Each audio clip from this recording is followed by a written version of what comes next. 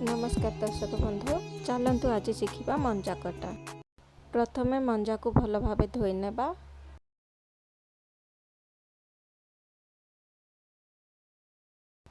मंजा को काटिबा समय तार सब सूता गुड़ी को एमती काटी नेबा। देखंतु मंजार सूता ठीक भाव में बाहर नथिले खाइबा को भल लागेनी, सेथिपाई मंजा को भल भाव काटिबा निहाती दरकार।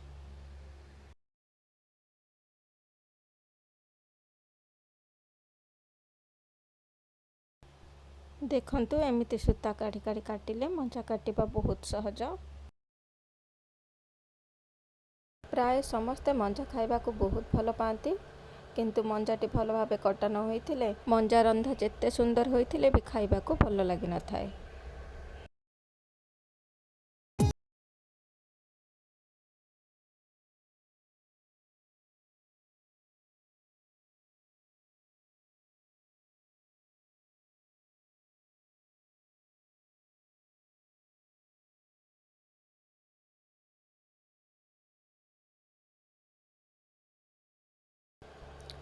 मुझे मंजा काटिकी रेडी कर सारे। वर्तमान कटा मंजा गुड़ी को गोटे जगह को काढ़ी नबा।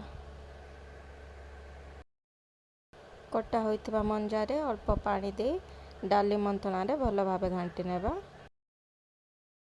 देखंतु मु केमिति करूची।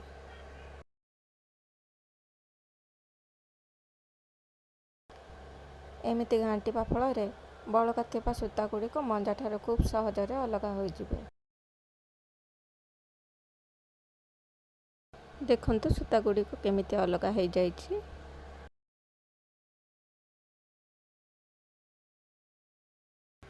भल भाव देखंतु एमिति अलगा हो जाइथिबा मंजा गुड़ी को अन्य एक जगह रे काढ़ी नेबे। बळका मंजा गुड़ी को पुणी थरे पानी रे पकेकी आउ थरे घांटी नेबा।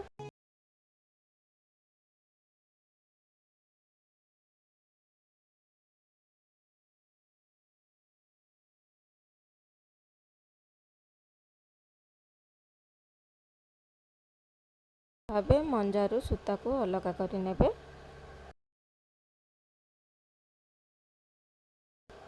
देखंतु मु मंजारू सूता को अलगा करि नेछि।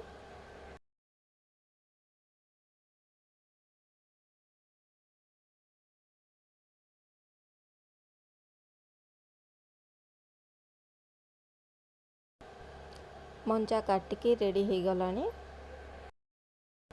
देखंतु एथिरे आउ सूता नाही। देखंतु एबे रांधिबा पाई कटा मंजा रेडी हो सारलानी। वीडियोटी शेष पर्यंत देखिथिबारु बहुत बहुत धन्यवाद।